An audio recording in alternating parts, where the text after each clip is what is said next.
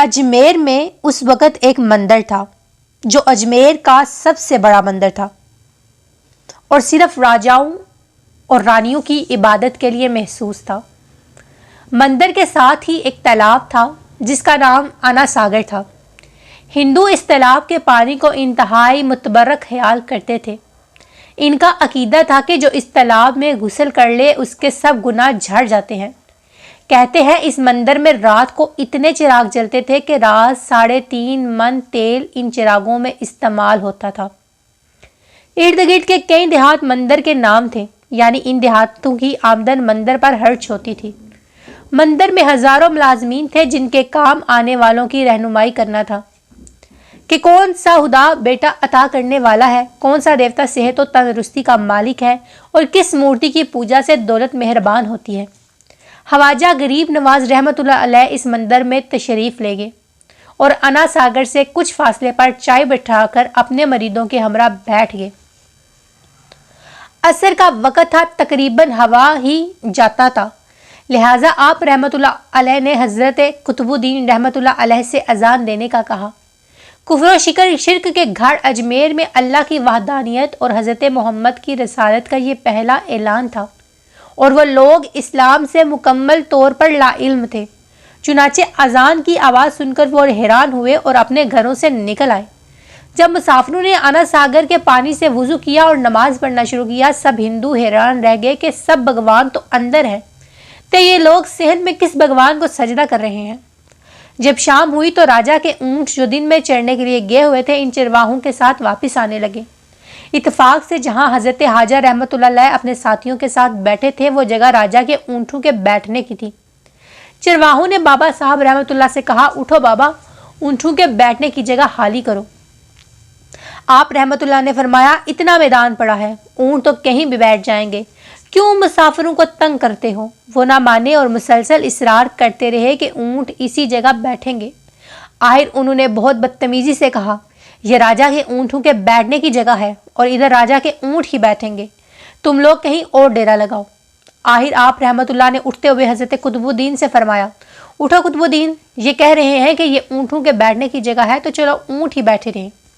یہ کہہ کر آپ رحمۃ اللہ علیہ اپنے ساتھیوں سمیت وہاں سے اٹھ گئے۔ اگلی صبح جب اونٹوں کو چرانے کے لیے لے جانے کا وقت آیا اور چرواہوں نے اونٹوں کو اٹھانا چاہا تو انہیں پتا چلا کہ اونٹ اٹھنے کے قابل نہیں ہیں۔ انہوں نے اونٹوں کو مار مار کر زبردستی نے اٹھانا چاہا لیکن وہ بیٹھے ہی رہے۔ چرواہے پریشان ہو گئے، جو اونٹ ان کے ایک اشارے پر اٹھتے بیٹھتے تھے آج کیوں نہیں اٹھ رہے؟ آخر انہیں یاد آیا کہ کل اس مسافر فقیر نے کہا تھا چلو اونٹ ہی بیٹھے رہیں۔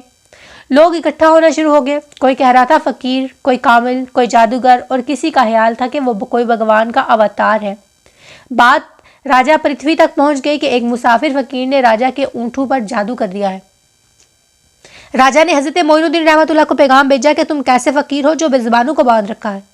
یہ بیچارے بھوک پیاس سے مر جائیں گے، اس لیے مہربانی کر کے اپنا جادو واپس لے لو۔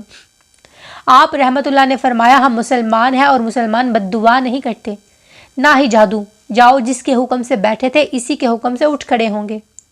اب جو جا کر اٹھایا تو اونٹ پہلی بار ہی اٹھ بیٹھے۔ ہندوؤں کی دلچسپی ان مسافروں میں بڑھنے لگی۔ 5 وقت اذان ہوتی اور نماز ادا کی جاتی۔ آخر راجا تک یہ بات پہنچ گئی کہ کچھ فقیر آئے ہیں جو مسلمان ہیں، 5 وقت اذان دیتے ہیں اور ہمارے پوتر تالاب کو ہاتھ منہ دھو کر برشت کرتے ہیں اور ہمارے دھرم کے خلاف باتیں بھی کرتے ہیں۔ کہتے ہیں کہ یہ مورتیاں پوجنے کے قابل نہیں ہیں، یہ تو محض پتھر ہے، اس لیے انہیں یہاں سے اٹھایا جائے۔ راجا نے فقیروں کو پیغام بھجوایا کہ تم لوگ ماंس گوشت کھاتے ہو، ہمارے دھرم کے خلاف بولتے ہو اور ہمارے پاک تالاب کو اپنے ہاتھ ڈال کر ناپاک کرتے ہو، جو ہم برداشت نہیں کر سکتے، اس لیے تم لوگ یہاں سے چلے جاؤ۔ آپ رحمۃ اللہ نے فرمایا کہ اور بھی تو دنیا آتی ہے، ہمارے پانی لینے کے سے کون سا کوئی کمی آ جائے گی؟ لیکن وہ کہنے لگے، وہ سب ہمارے لوگ ہیں، ہمارے اپنے دھرم کے لوگ ہیں اور تم دوسرے دھرم کے ہو۔ آئندہ ہم تم کو تالاب سے پانی لیتے نہ دیکھیں ورنہ سختی سے پیش آئیں گے۔ آپ رحمۃ اللہ نے حضرت قطب الدین سے فرمایا، قطب الدین، شاید یہ لوگ آئندہ ہمیں پانی لینے پر کوئی فساد برپا کریں، جاؤ ایک مشکیزہ پانی کا لے آؤ تاکہ ضرورت کے وقت کچھ پانی تو موجود ہو۔ لہٰذا حضرت قطب الدین رحمۃ اللہ نے ان سے فرمایا، چلو ہم مشکیزہ بھر لیتے ہیں۔ وہ شرط مند مان گئے کہ تمہارا جسم پانی سے نہ چھوا جائے۔ حضرت قطب رحمۃ اللہ علیہ تالاب کی سیڑھیوں پر جا بیٹھے اور مشکیزہ پانی میں ڈبو دیا۔ جب وہ بھر گیا تو حضرت قطب الدین نے وہ مشکیزہ اوپر کھینچا، لیکن جو ہی مشکیزہ پانی سے باہر آیا تو آنا ساگر کا پانی خشک ہو گیا، گویا سارا آنا ساگر مشکیزے میں بند ہو گیا۔ آنا ساگر کا خشک ہونا تھا کہ پورے اجمیر میں کوہرام مچ گیا۔ وہ رو رہے تھے کہ ہم جو گناہوں کی گٹھریاں لاتے ہیں اور آنا ساگر میں غسل کر کے ان سے چھٹکارا پا لیتے ہیں، اب ہم گناہوں کا بوجھ لیے کدھر جائیں گے؟ سارے علاقے میں خبر پھیل گئی۔ مسافر فقیر نے جادو کے زور سے آنا ساگر کو خشک کر دیا۔ راجہ اس نئی صورتحال سے بہت پریشان ہوا۔ اس نے اپنے وزیروں کو بلایا۔ سب نے یہی کہا، فقیر یا تو جادوگر ہے یا پھر واقعی کوئی کامل فقیر ہے۔ ساتھ ہی وہ پریشان ہوئے کہ اجمیر کی رونق تو تھی ہی آنا ساگر کے دم سے، اس کی وجہ سے لوگ دور دور سے اجمیر سے آتے تھے اور اپنا ایمان تازہ کر کے لوٹتے تھے۔ آنا ساگر کے خشک ہو جانے سے ہندو دھرم کی تبلیغ کو دھچکا لگے گا، اور یہی تشویشناک بات تھی۔ آخر طے پایا کہ فقیر سے مذاکرات کیے جائیں، آخر وہ چاہتا کیا ہے۔ اگر اس کے مطالبات معقول ہوں تو تسلیم کر لیے جائیں، یا پھر سب مرد، عورتیں اور بچے جا کر فقیر کی منت سماجت کریں کہ لوگوں کو پریشانی سے نجات دلاؤ اور ہم پر کرم کرو اور ہم پا بوجھ اٹھانے کدھر جائیں اور کیسے سکون پائیں۔